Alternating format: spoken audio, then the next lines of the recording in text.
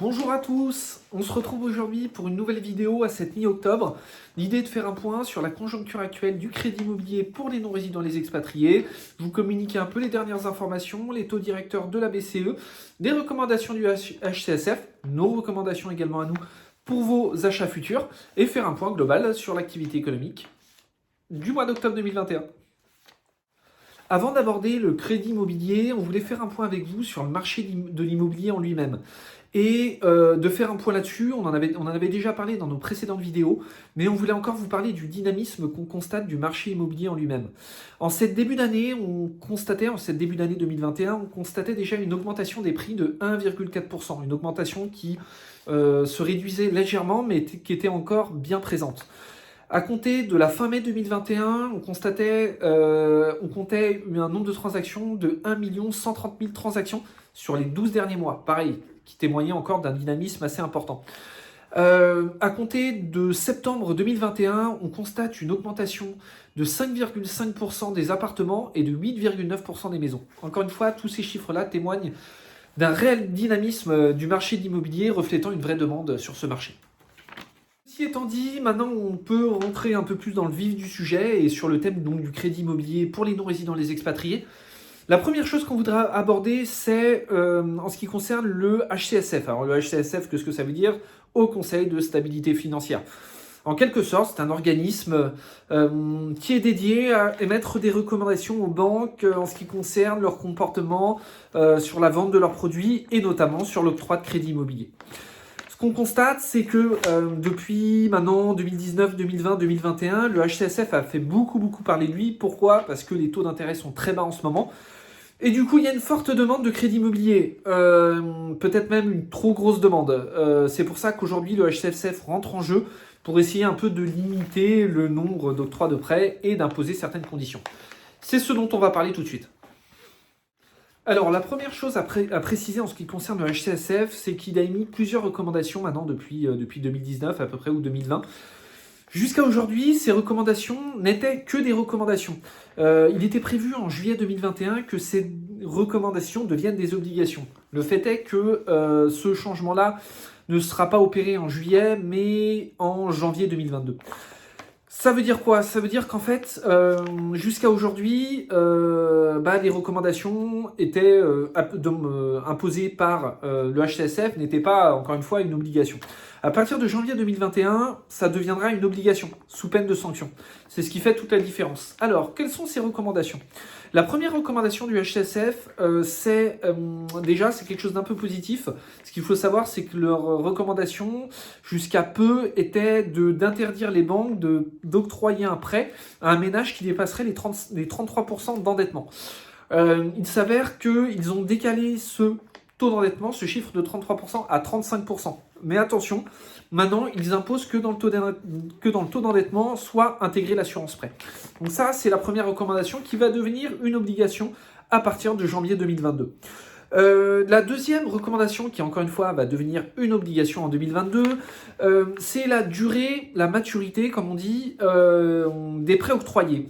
Jusqu'à aujourd'hui, le HCSF recommandait une durée de prêt de maximum 25 ans.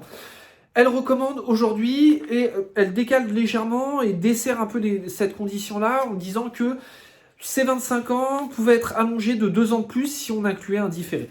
Voilà. Alors, ce léger desserrement ne s'appliquera uniquement pour l'achat de biens immobiliers neufs qui généralement sont vendus sur plan, donc effectivement toujours avec un différé. La troisième recommandation, c'est que le HCSF autorise une légère marge, une légère quotité de dossiers octroyés qui ne respecteraient pas ou qui dépasseraient légèrement les conditions qu'on vient d'énumérer, à hauteur jusqu'à aujourd'hui de 15%. C'est-à-dire que dans le volume de crédit octroyé, il pouvait y avoir dans ce volume-là 15% de crédit octroyé qui ne respecteraient pas exactement les conditions du HCSF. Il s'avère que le HCSF a fait passer cette quotité-là de 15% à 20%. En d'autres termes, 20% du volume de crédit octroyé pourra un peu dépasser ou ne pas respecter totalement les fameux critères énumérés juste avant. attention, ces 20%-là concernent uniquement l'achat de résidence principale. Effectivement, pour nous, clientèle non résidente et expatriée, évidemment, cette information était un peu déceptive puisque de manière générale, les expatriés non résidents sont plus concernés par des achats de résidences secondaires ou d'investissements locatifs. La dernière recommandation également que recommande le HCSF et qui sera obligatoire à partir de fin mai, à partir de début de janvier 2022. Là, en l'occurrence, c'est pas vraiment une recommandation, mais plutôt une indication, à savoir que le rachat de prêts et les renégociations de prêts ne concernent pas ces recommandations. Voilà. Cependant, elle recommande à tous les établissements financiers faisant du rachat de prêts ou de la renégociation de s'inspirer des recommandations qu'on vient de citer. Alors, la question qui se pose maintenant, c'est en quoi ces recommandations qui vont devenir une obligation, en quoi cela va pénaliser ou avantager les non-résidents, les expatriés. Le premier point à préciser, et sur lequel il faut se concentrer, c'est qu'effectivement, à partir de janvier 2022, étant donné que les recommandations du HCSF vont devenir des obligations, la problématique du taux d'endettement qui sera imposé et qui ne devra pas dépasser 35%.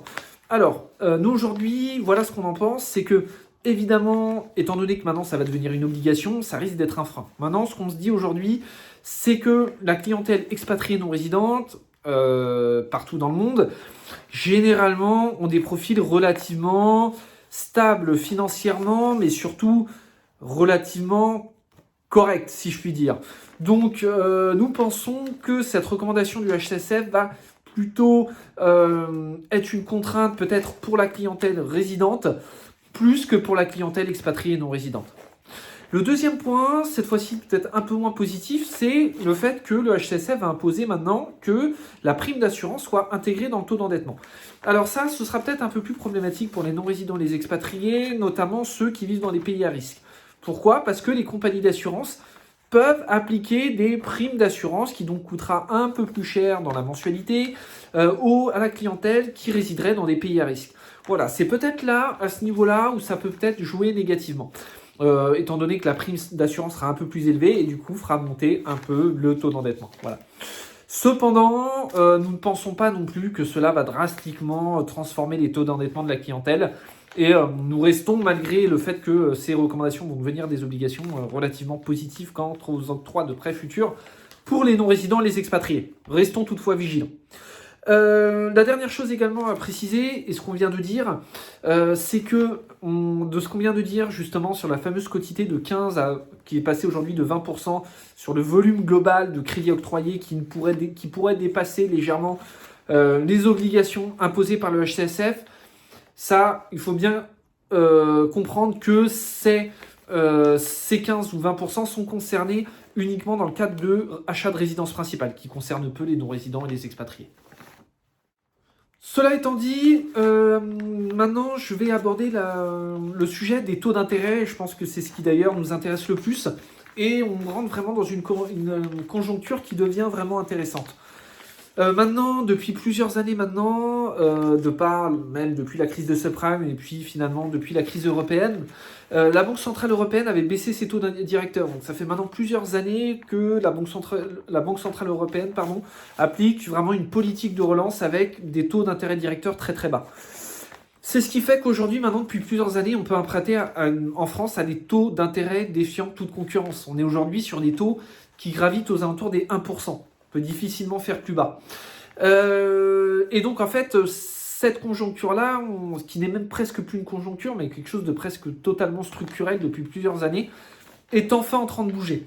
L'activité économique est en train de reprendre, on entend ici et là des reprises d'inflation, et on voit effectivement que la Banque Centrale Européenne est en train de réagir depuis 2021. Donc la Banque Centrale Européenne a monté ses taux au premier trimestre 2021 de 0,13 centimes et a appliqué une deuxième hausse des taux au deuxième trimestre 2021 de 0,7 centimes. Alors, on pense, et de toute évidence, cela va finir par avoir un impact sur les taux d'intérêt. Donc il faut maintenant s'attendre à une augmentation des taux certaine, toujours assez dur à dire quand précisément, mais dans le futur peut-être proche, voilà, le futur peut-être un peu plus éloigné, une hausse des taux d'intérêt. Donc soyez vigilants à ça. De notre côté, nous pensons que c'est à la fois une mauvaise nouvelle, mais d'un autre côté, également une bonne nouvelle. Les taux d'intérêt bas, c'est une bonne chose, effectivement, parce qu'on peut emprunter et faire des investissements locatifs rentables. Le problème, c'est que depuis plusieurs années maintenant, on constate vraiment un déséquilibre entre l'offre et la demande sur le marché du crédit immobilier. C'est-à-dire que les taux sont tellement bas que tout le monde veut faire de l'investissement locatif, de l'investissement immobilier, et veut donc emprunter.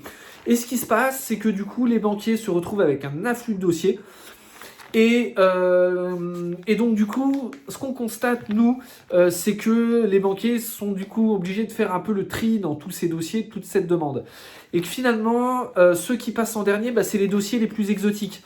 Et donc finalement, ce que je veux dire par là, c'est que le fait qu'on ait des taux bas en France n'est pas forcément une bonne chose pour l'octroi de prêts pour non-résidents expatriés. Parce que les banquiers ont tendance toujours, en cas d'afflux de demande de dossier, de demande de crédit, à choisir les dossiers les plus sûrs et ceux qui rentrent le plus dans les cases. Ce qui n'est pas toujours le cas des non-résidents, des expatriés. Voilà. Donc en fait, aujourd'hui, effectivement, les taux vont remonter. Donc si vous voulez toujours bénéficier de taux bas, n'hésitez pas à faire de l'investissement tant qu'il est encore temps. Encore une fois, nous n'avons pas d'idée précise sur quand il y aura une augmentation des taux.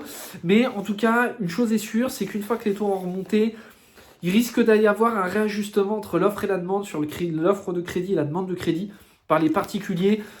Et certainement redonner un peu d'air sur les solutions de financement immobilier pour les non-résidents et les expatriés. La dernière chose qu'on voulait aborder dans cette vidéo, c'est la prise en charge des dossiers auprès des agences bancaires.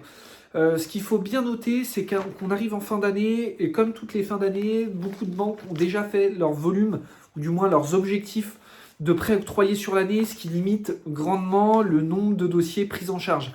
Pour vous donner des chiffres, en premier et deuxième trimestre 2021, on était en moyenne dans certaines banques à près de 15 millions de prêts octroyés par semaine. Sur ces mêmes banques, en octobre et novembre, ou du moins octobre plutôt, ça diminue environ 2 millions d'euros de prêts octroyés par semaine. Donc on voit vraiment la différence et un niveau de prise en charge de dossiers beaucoup plus faible en cette période. Donc soyez vigilants à ça. Deux choses également à distinguer, à la fois les banques classiques qui peuvent au cas par cas prendre des dossiers de non-résidents expat. En ce moment, pareil, elles sont contraintes, du moins dans une période où elles ont déjà atteint leurs chiffres, et surtout devant clôturer certains prêts un peu spécifiques liés aux résidents et notamment au PTZ. Donc réduisent largement leur voilure sur les prises en charge de dossiers pour non-résidents expatriés. Le deuxième type de banque, ce sont les banques vraiment dédiées aux non-résidents expatriés. Ce qu'il faut bien comprendre, c'est que tout au long de l'année, ces banques-là sont vraiment toujours très très demandées, puisqu'il y a finalement assez peu d'agences dédiées aux non-résidents expats par rapport au nombre d'expats dans le monde. Donc finalement, elles ont toujours beaucoup de dossiers et également des objectifs atteints en cette fin d'année. Donc soyez vigilants à ça. Dernière chose également à préciser, sachez que certaines banques réattaquent leurs nouveaux objectifs de 2022 à partir du mois de novembre. Donc pas mal de banques vont commencer à réouvrir les valves à partir du mois de novembre, à condition que la signature de l'acte authentique se fasse après janvier 2022. Voilà, je vous ai tout dit pour l'actualité du crédit immobilier pour les non-résidents et expatriés en cette mi-octobre. En attendant, si vous avez des questions, un besoin quelconque sur la gestion patrimoniale, que ça concerne le crédit immobilier, l'assurance préhabitation, santé, les produits d'investissement et d'épargne, SCPI, NUPRO, résidence de service et location LMNP, n'hésitez pas à nous solliciter. En attendant, je vous souhaite une bonne journée, une bonne matinée pour d'autres et une bonne soirée pour d'autres encore. À bientôt et au plaisir d'échanger.